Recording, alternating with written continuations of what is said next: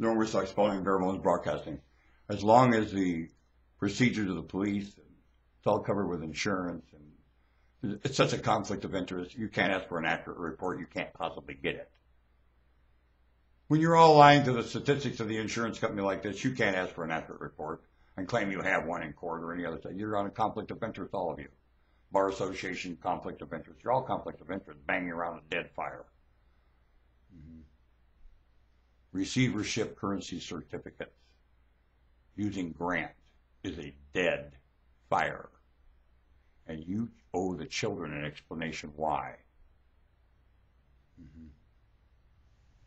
You live long enough, they'll have you in armbands for doing it. It's embezzlement.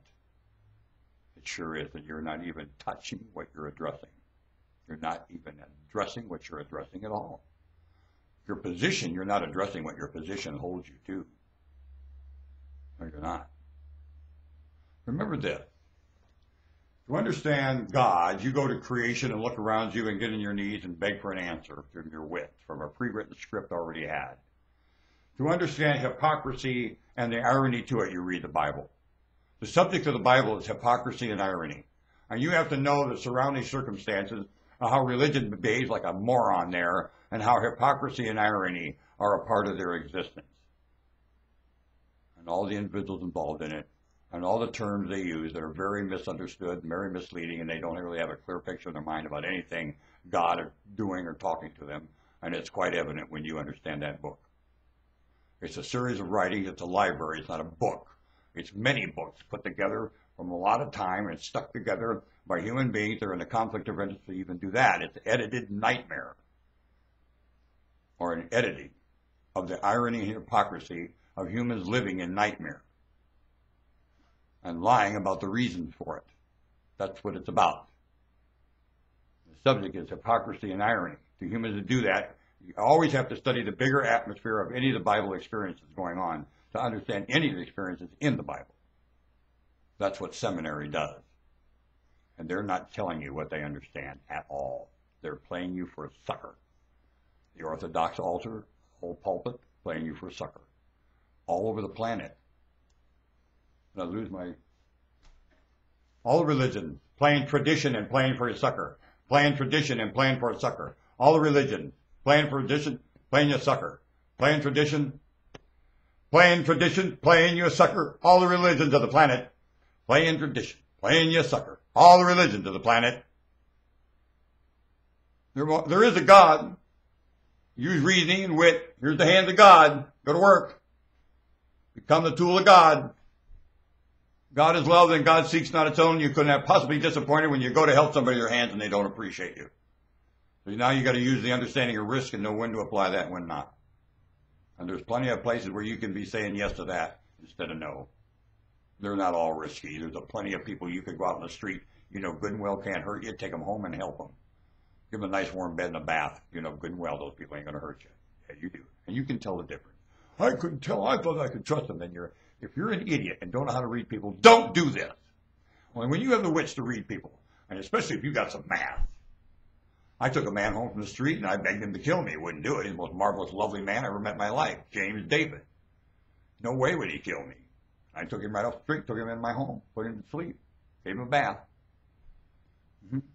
Nice man. Very nice man. Everyone was horrified of him. You know why? Because he had a passionate love for one thing, the truth. And when he didn't get it, he was quite disappointed and very outspoken about it. When he heard the truth, he called me a warrior. Can you imagine calling this thing a warrior? I cry like a baby all the time. He hated blubbering people. He used to ask the police officer, are you crying? He never mentioned any degrading to me remark ever when I'd break into tears in front of him. He knew it. I did it out of the joy of my heart.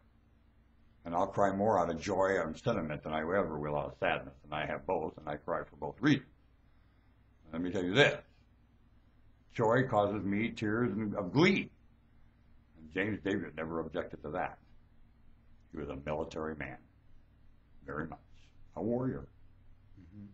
Who they made battle, the elements and the cold killed him.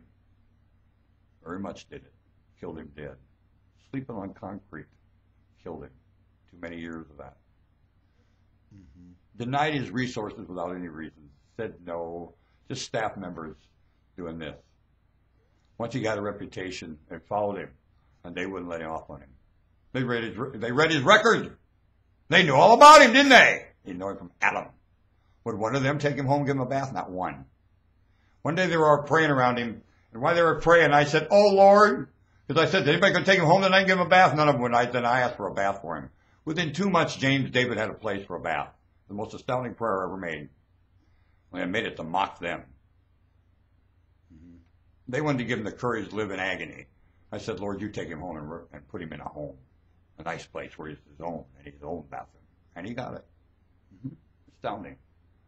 One of them finally helped him. They did. She lost her job over it, too. She did. Within 2 months, she had lost her job. The other staff had belittled her behind her back and got her fired. Funny how those things work, isn't it? Spalding be back. Norman Woodstock. This is Barrel Broadcasting. Trying to get the conversation started in your mind. All of you. Vote none of the above. Separate, vote none of the above. Do not get together with the Republicans and Democrats. Separate, no, vote none of the above. Separate and vote none. Simultaneously, get apart, do the same thing. Vote none of the above. Simultaneously, apart, privately, secretly. Vote none of the above. None of the above. Write it right on there. Write in this year. None of the above. All across this nation. None of the above. Let's see what happens. Think we'll die? Can the contracts carry it without anybody there passing any more laws? Nobody can sign any laws there. Congress couldn't pass another law. They can't cut your throat again. No president. Vote none of the above this year. Sign it in. You think we'll die? No. Might set an example.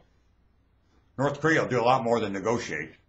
They'll cry sentimentally. Wonderful nation. You'll have all kinds of more cooperation you know what to do with. Maybe you'll run the nuclear the hell out of the whole industry. Won't use nuclear at all anymore. A dumb idea, isn't it? Very filthy stuff. Can't get rid of the waste product. Dirty. Filthy, dirty stuff, nuclear.